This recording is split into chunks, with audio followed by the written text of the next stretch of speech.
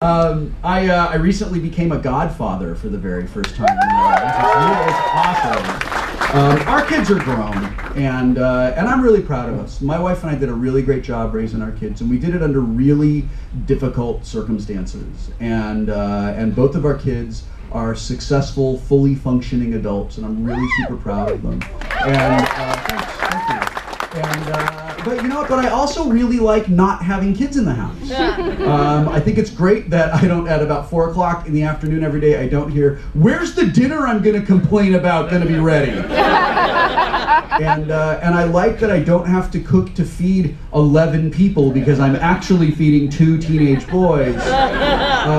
And since the kids moved out, like I love other people's children, which is something that sounded different in my head than it did when it came out in my mouth. So what I mean is, I love it when an adult brings me a child and then takes it away. That's not better. My friends that are, I'm 41 and I have friends that are about the same age as me, and they're just getting ready to have their first kids, and they're like, "Aren't you gonna have any more babies?" And I'm like, how fucking high are you while you're pregnant? I just got out of an 18-year lease. Why would I start up a new one? Have a really super awesome good time being 59 when your kid graduates from high school. Good luck relating to that. So I love like not having to like, you know, be a parent all the time, just when my kids are like, "I don't know how to pay my rent." But my little sister had a baby, and he's beautiful, and I love him, and I call him Batman because I think he's amazing, and I love Batman. So my wife and I went up to Oregon, where my sister and her husband live, to meet their family for the very first time, and it was really great. We went to their house, and they were walking up their walk, and we come to the door, and the front door opens, and there is my little baby sister with her little baby boy, like just on her hip, like it's the most natural, normal thing in the world. And her husband is like a little bit behind her, and he's just so proud, and she's so proud, and they're like this beautiful, beautiful family. And I took in this like really beautiful scene, and I looked at my brother-in-law and I said, "Did you fuck my sister?"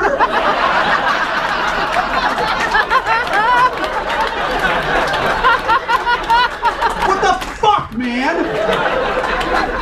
Don't fucking try to tell me that you didn't fuck her, because I'm looking at the baby right here.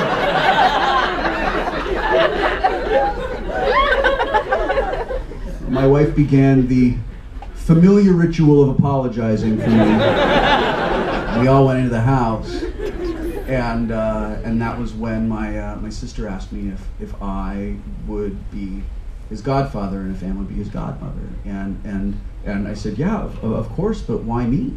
And she said, well, because you've successfully raised 2 kids, and because we want you to teach him how to be a nerd. She said, because like, I'm not a nerd, her husband's not a nerd, neither of our parents are nerds, our brother's not a nerd, I'm the only nerd in the family. Like, the nerd genetics is really weird. Like, science does not understand the nerd gene at all, which is very ironic.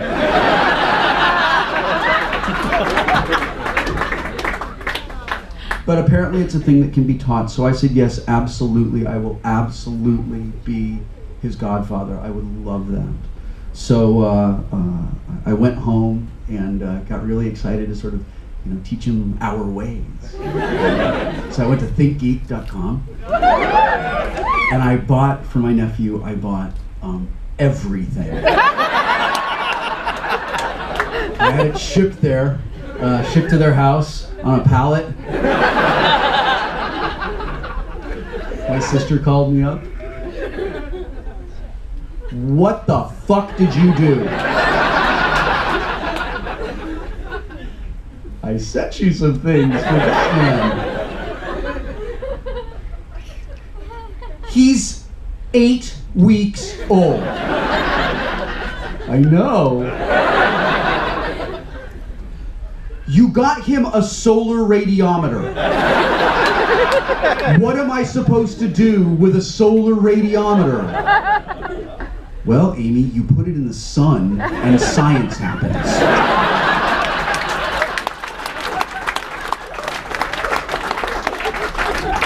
You asked for this. Why did you get him a sword? Okay, first of all, it's not a sword. It's Sting from The Hobbit. It glows blue in the presence of orcs. So, you're welcome. At the very least, it's going to be an awesome nightlight. What am I supposed to do with all the other swords? I don't know, make a mobile out of him and hang him over his crib. He'll go to sleep every night looking up at Longclaw, and he'll be super inspired to be like a moral man who like wants to grow up and do great things. God!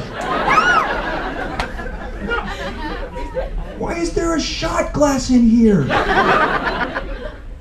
That was actually for me. Can you send it back down to California?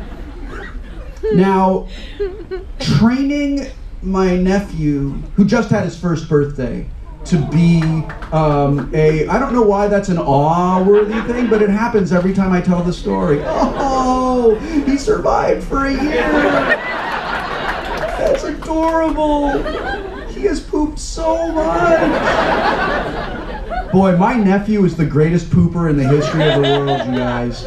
One time, my nephew pooped so much that it actually shot up his bag out the top of his diaper like a Play-Doh Fun Factory. Like it was just coming up to just make like a shit mohawk on top of his head. And he thinks it's awesome. He's just like, I am shitting! All out, like just exploding out of his legs. It's great, he looks like a little rocket. He's coming out. So awesome. Not my kid, don't have to clean it up. It's amazing.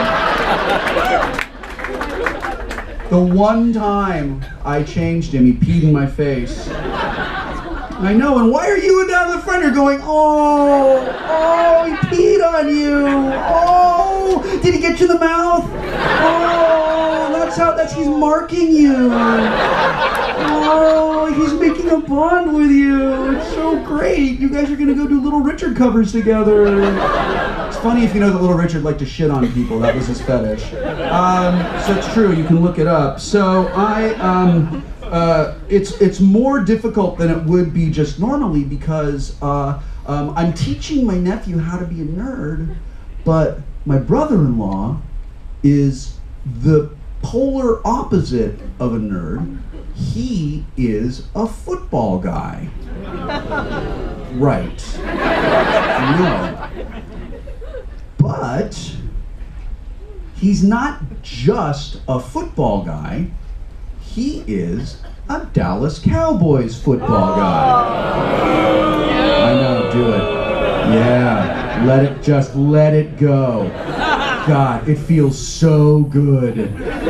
I love to hear that. I don't have a fuck to give about football. I love it when people hate on the Dallas Cowboys because fuck those guys.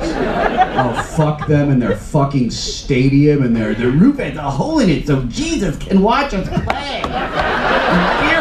We're America's team. Really? I think every other fucking city in the country that has a football team might feel differently about that. You arrogant pieces of shit. I'm very angry about the Dallas Cowboys. I really hate them. I mean, for a person who doesn't have a fuck to give about football, I really hate them. My brother-in-law, on the other hand, would like to rub his balls on every single one of them in the hopes that he would mark one of them and that they would take him home with them and they could live together somewhere and it would be glorious. So there is this tug of war between me and my brother-in-law for the immortal soul of my nephew, right? So it's like, I'm Obi-Wan Kenobi, And my nephew is young Anakin Skywalker, and his father is a Dallas Cowboys fan.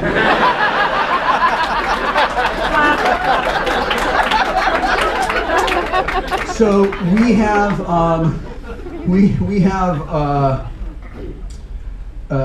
we've settled into this great kind of game of like it's like a chess match, right?